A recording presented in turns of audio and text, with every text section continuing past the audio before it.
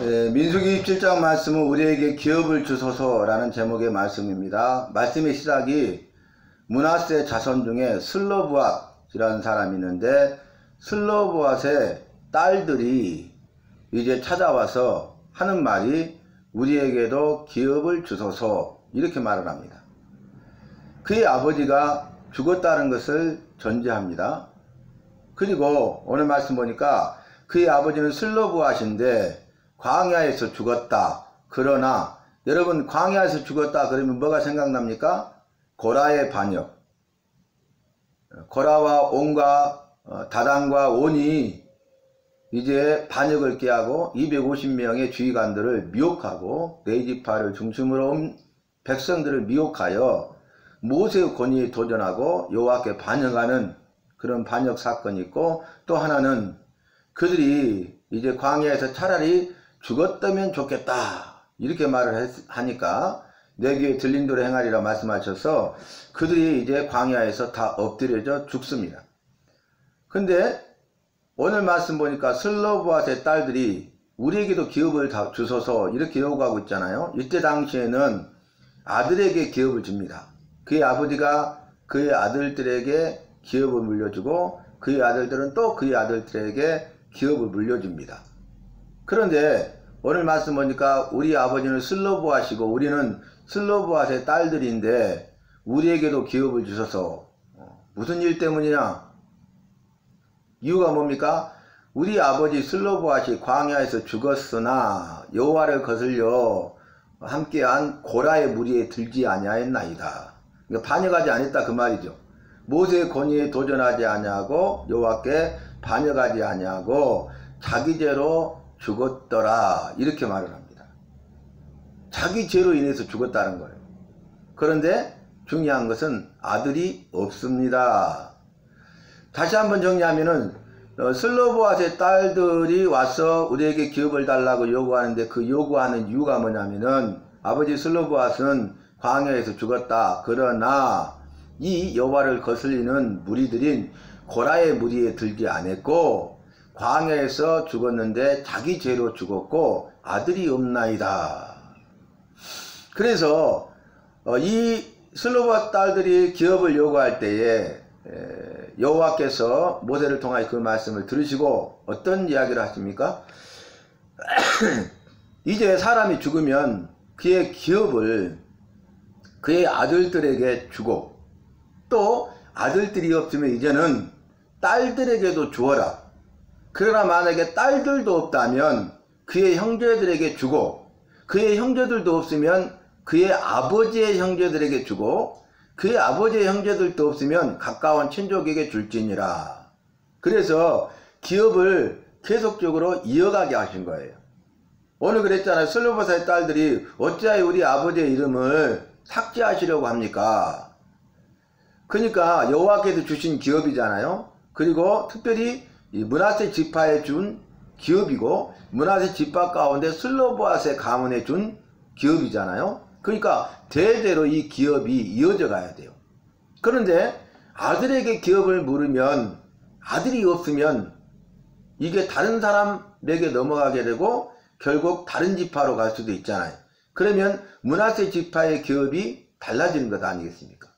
므낫세 지파의 기업이 줄어들고, 예를 들어서 베냐민 지파 사람이 그 땅을 소유하게 되었다면 베냐민 지파의 기업이 늘어나는 것 아니겠어요?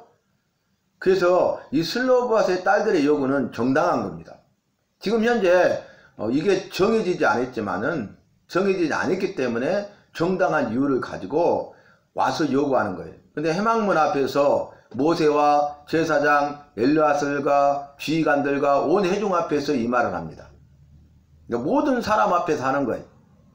거기에 이스라엘의 지도자 모세도 있었고 아론의 뒤를 이어서 대제사장의 역할을 할 제사장 엘르아살도 있었고 그 다음에 그 이스라엘 지파의 지휘관들도 있었고 또 그 리더들만 있는 게 아니라 온 회중이 있었다는 거예요. 어디에요? 해망문 앞에. 해망문 앞에서 그들에게 기업을 요구합니다. 그런데 이 슬로브앗 딸들의 요구는 정당하고 이들이 요구한 것은 아주 지혜로운 것이어서 결국 이것을 영원한 규례로 정하게 되는데 여호와께서 그 규례를 정하십니다. 맞다, 옳다, 정당하다, 그렇게 해야 그 지파의 기업을 계속 이을 수 있는 것 아니겠느냐. 그래서 그 방법이 아까 말씀드린 대로 사람이 죽으면 그의 아들들에게 기업을 물려주고, 그 다음에 아들들이 없으면 딸들에게 물려주고, 딸들이 없으면 그의 형제들에게 물려주고, 그의 형제들도 없으면 그의 아버지의 형제들에게 물려주고, 그래도 없으면 가까운 친족에게 물려주라. 그러니까 므낫세 지파의 기업은 므낫세 지파의 기업으로 남게 하는 거죠. 므낫세 지파의 기업으로 이어져 가게 한다는 것입니다. 그래서 오늘 말씀 보면 5절까지 우리가 말씀을 봉독했는데 6절 이후로 보면 6절에 여호와께서 모세에게 말씀하여 이르시되, 왜 말씀했어요? 모세가 그 사연을 여호와께 아뢰거든요. 5절에 그랬잖아요. 모세가 그 사연을 여호와께 아뢰더라. 어떻게 할 방법이 없잖아요. 어떻게 해야 되는지 모르잖아요. 여러분, 우리가 어떻게 할 방법이 없어요. 살다 보면 어떻게 해야 될지 몰라요. 그럴 때 어떻게 해야 돼요? 오늘 본문에 답이 있죠. 여호와께 아뢰. 그 사연을, 그 사정을 여호와께 아뢰는 것입니다. 모세가 그 사연을 여호와께 아뢰었더니 여호와께서 모세의 말을 듣고 모세에게 말씀하여 이르시되, 슬로브앗의 딸들의 말이 옳도다 그랬어요. 그들의 말이 옳다, 온당하다, 정당하다, 자기의 욕심을 위해서 요구하는 것 아니다, 그런 내용이죠. 슬로브앗의 딸들의 말이 옳으니 너는 반드시 그들의 아버지의 형제 중에서 그들에게 기업을 주어 받게 하되 그들의 아버지의 기업을 그들에게 돌릴지니라.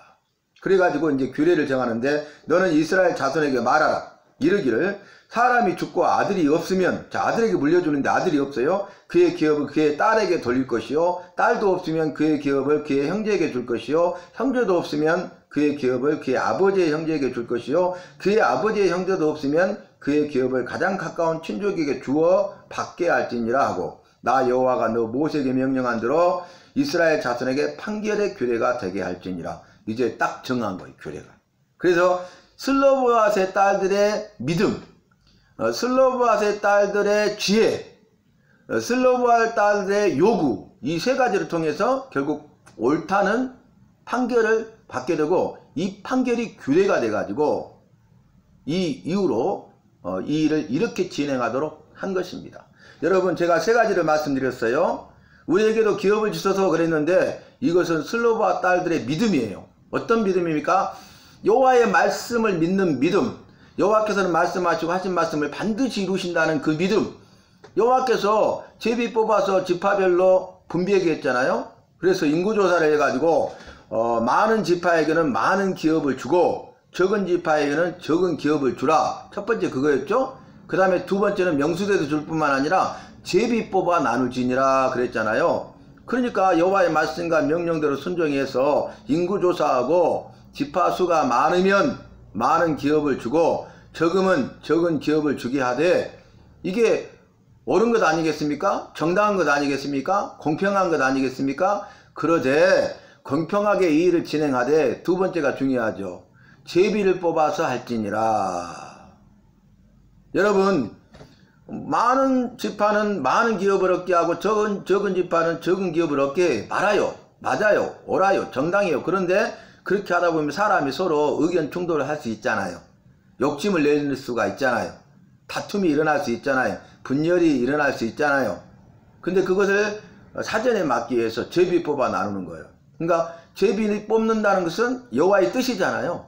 그러니까 모든 사람이 공평하게 이 기업을 나누는 것에 대해서 인정하고 원망하거나 불평불만하지 않도록 하기 위함 아니겠습니까? 그래서 그 지파별로 땅을 얻었다고요.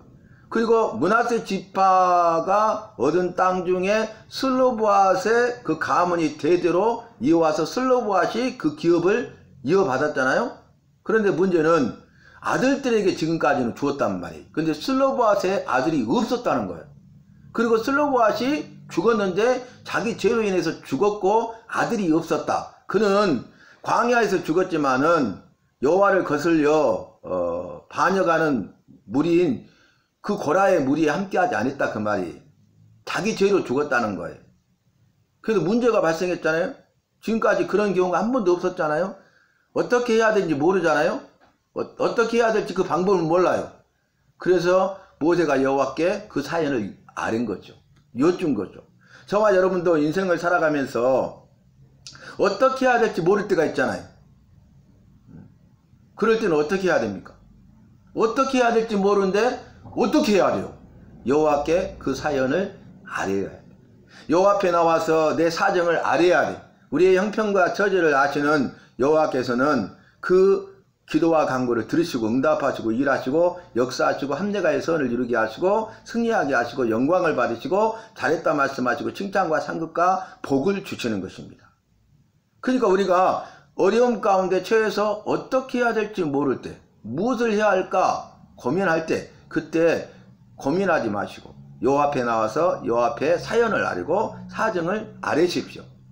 그게 답이에요. 그랬더니 여호와께서 그 문제를 오늘 해결해 주시고 판결해서 판결 규례가 되게 하시고 앞으로는 이렇게 할 수 있도록 한 것입니다. 그래서 첫 번째는 슬로바와 딸들의 믿음이죠. 여호와의 말씀을 믿는 믿음, 여호와의 말씀은 반드시 그대로 이루어진다는 믿음, 여호와께서 하신 말씀이 지켜져야 되잖아요. 그게 깨지게 생겼잖아요. 그 믿음이에요. 그리고 두 번째는 슬로바와 딸들의 지혜입니다. 얼마나 지혜롭습니까? 이걸 간파한 거예요. 아, 지금까지 아들들에게 물려줬는데 우리 아버지는 죄로 인하여서 죽었고 아들이 없기 때문에 이제 끝났구나. 우리는 기업을 이어받을 권리가 없잖아요. 딸들은 지금까지. 그러니까 포기할 수 있잖아요. 규례가 없으니까. 법이 없어요. 그런 법이. 그런데 이들은 지혜로웠어. 그것을 깨뜨려 보고 아, 여호와의 말씀이 이루어져야 되는데 이렇게 하지 않으면 여호와의 말씀이 무너지게 생겼잖아요. 그래서 그 믿음을 가지고 지혜로운 방법을 갖게 되네. 지혜로 깨달아 알아요. 지혜를 주시면 지가 깨달아 알게 하시잖아요. 그 지혜를 주시니까 그 주신 지혜로 지가 깨달아 알아서 이에 대해서 현명하게 대처하고 있는 거예요. 그래서 그들이 이제 모세와 제사장 엘르아살과 지휘관들과 온 회중 앞에 서서 나와가지고 우리에게도 기업을 주소서 하고 요구하게 된 거예요. 세 번째. 그러니까 믿음이 있는 사람은 여호와께서 지혜를 주시고 여호와께서 지혜를 주시면 지가 깨달아 알기 때문에 현명하게 대처할 수 있는 능력이 있고 그것을 온당한 것들을 요구하게 된다는 거예요. 그러면 결과가 어떻게 돼요? 그것이 옳다라고 인정을 받는 거예요. 판결을 받는 거예요. 판결을 받는데 잘못됐다가 아니라 옳다, 네 말이 맞다, 이렇게 판결을 받게 되고 그 일을 통해서 앞으로 이러한 어려운 일을 만났을 때는 이렇게 하라는 그런 규례가 생긴 거죠. 판결 규례가. 그래서 나뿐만 아니라 내가 선구자가 됨으로써 다른 사람들이 이와 같은 일에 처하게 됐을 때에 그 문제가 해결되는 것이에요. 그러니까 나 한 사람의 문제가 아닌 거죠. 나 한 사람의 문제인 것 같지만은 이 나 한 사람의 문제 가운데서도 우리가 믿음을 가져야 되고 주님이 주신 지혜로 우리가 지가 깨달아 알아야 되고 만약에 깨달아 알게 되었다면은 그것을 온당하게 요구할 줄 알아야 된다 그 말이. 그래야 그 문제가 해결되는 것입니다. 옳다는 판결을 받아야 그것이 규례가 돼가지고 판결 규례가 돼가지고 이제 슬로바앗의 딸들이 기업을 이어받을 뿐만 아니라 다른 사람들도 이와 같은 일에 처했을 때에 기업을 물려받게 된다는 거예요. 그래서 여러분 기업을 물으는 일이 룻기에서 생각나죠. 룻기. 방금 사람이 죽으면 그의 아들들에게 줘요. 근데 아들이 한 명도 없어요. 그러면 두 번째는 딸들에게 줘요. 끝나잖아요. 근데 딸들도 없어요. 그러면 그의 형제들에게 줘요. 그 죽은 사람이. 끝나잖아요. 근데 그의 형제들도 없어. 그러면 그의 아버지의 형제들에게 살아남은 자에게 줘요. 그런데 그것도 없으면 어때요? 가까운 친족에게 주라는 거예요. 여러분 룻기 보면은 룻과 보아스가 있죠. 기업 물은다는 말이 나오죠.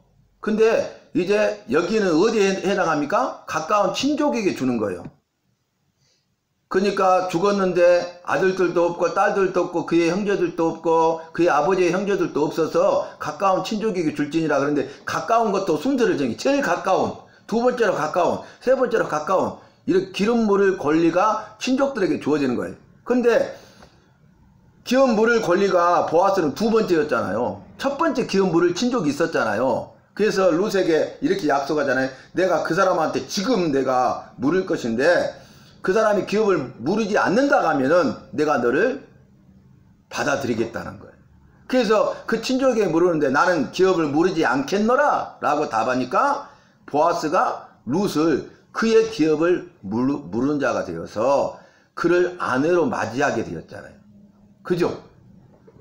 그래서 이 보아스와 룻이 살몬을 낳고 살몬이 이새를 낳고 이새가 누구를 낳아요? 다윗을 낳았더라. 이렇게 룻기 말씀이 마무리되고 있지 않습니까? 그래서 이 슬로보아스의 딸들에 의해서 그렇게 된 거예요. 무슨 말씀이 이해되시죠? 오늘 말씀을 정리하면은 이 슬로보아스의 딸들의 믿음과 지혜와 그 요구에 대해서 우리도 여호와의 말씀은 반드시 그대로 이루어진다는 그 믿음을 가지고 지혜롭게 판단하고 또 그 일에 대해서 옳은 대로 요구하는, 그래서 정말로 개혁하고 개혁의 선구자가 되고 나만의 문제가 아니라 나를 통해서 다른 사람들도 이것이 규례가 되어서 이러한 어려운 문제를 만났을 때 해결하는 데 쓰임받는 우리 모두가 되어야 하겠습니다. 그래서 4절만 읽어드리면 어찌하여 아들이 없다고 우리 아버지의 이름이 그의 종족 중에서 삭제되리까? 여호와의 말씀을 근거로 요구하는 거예요. 우리 아버지의 형제 중에서 우리에게 기업을 주소서 하매. 아들이 없어. 근데 딸들에게 안 주고 그의 아버지의 형제들에게 기업이 가게 생겼단 말이에요. 그래서 요구하는 거예요. 그래서 우선순위가 정해지죠. 아들들에게 주고, 두 번째는 딸들에게 주고, 세 번째는 그의 형제들에게, 세 번째. 그 다음에 네 번째는 그의 아버지의 형제들에게, 다섯 번째는 가까운 친족들에게, 이렇게 판결 규례가 정하게 된 것입니다. 이 일에 쓰임받는 저와 여러분이 되시기를 바랍니다.